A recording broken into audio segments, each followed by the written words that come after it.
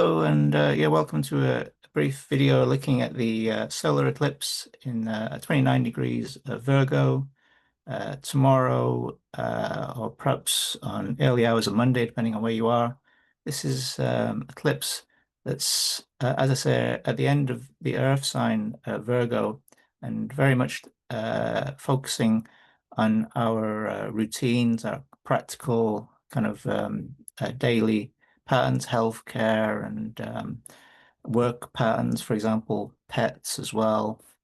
And with it being connected to the South Node, it's a little bit more about adjusting these plans and releasing things that are no longer serving us, in kind of perhaps patterns such as savior complexes, or even detoxification from heavy metals, for example, or general health, work kind of patterns that no longer inspire us, perhaps. It can very much um, give us kind of flashes of insights, which we don't necessarily want to act on during the eclipse period, which lasts until the full moon on the 6th of October.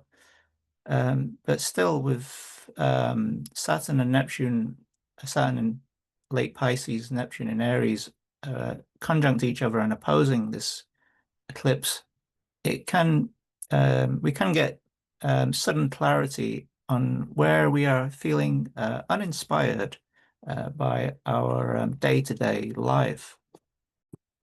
We could also get extremely clear on where we've been giving without getting anything back, and have perhaps created codependency patterns.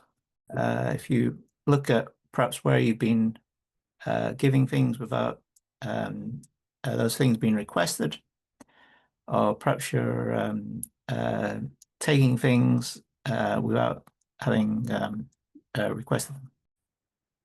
Other Virgo themes would be anxieties and worries, and we might be committing to a routine of fear processing.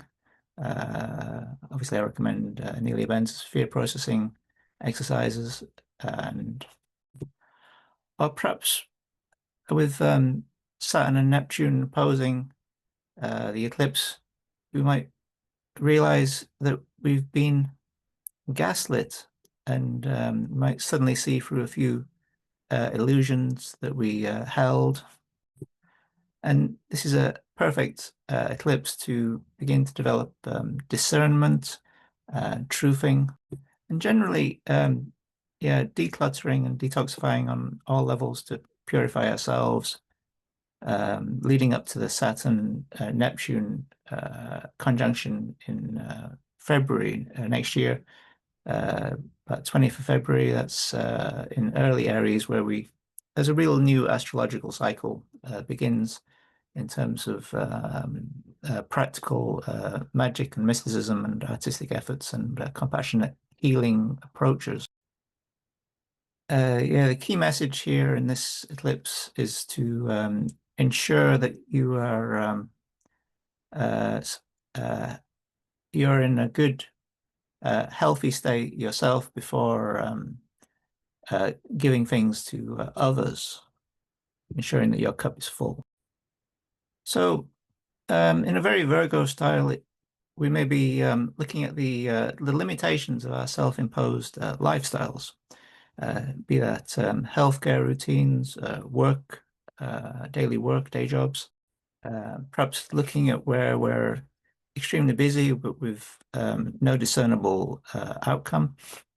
And, we might receive insights about how we can reimagine a more resonant lifestyle in a day-to-day basis.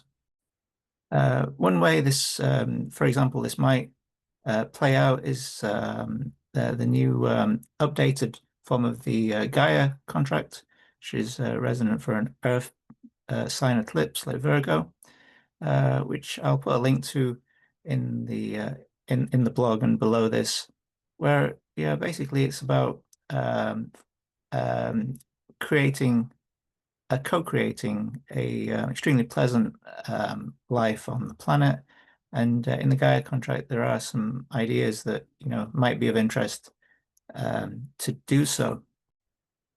This eclipse is also closely linked to the grand air trine, which features Mercury at start of Libra, Uranus at start of Gemini, and Pluto in Aquarius.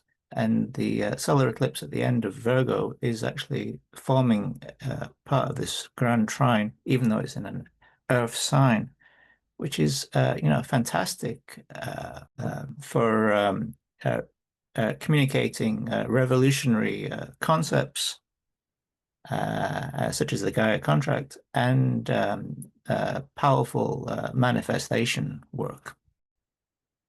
As part of this trine, other planets are also impacted, particularly Venus and Mars. So relationship matters where we feel things are not balanced can come up very strongly this time. Yeah, but overall, the message of this eclipse seems to be, to me anyway, about looking at your daily life, practical steps in your life, and how this is actually inspiring for you, or how this is how what you're doing on a day-to-day basis links up with your larger goals, and tending to your own energies, perhaps recharging your batteries, tending to your own flame, or even reigniting your own flame, and releasing or adapting elements of your day-to-day routine that are in conflict with what truly inspires you and what nurtures you. So I hope that was helpful. As I say, I'll put below a link to my blog post, first blog on my website, with more details, and also to the updated Gaia contract. There's also a Telegram group with more details, and a Substack for the purposes of introducing people to the Gaia contract at this stage. Thanks a lot. Thanks for your time.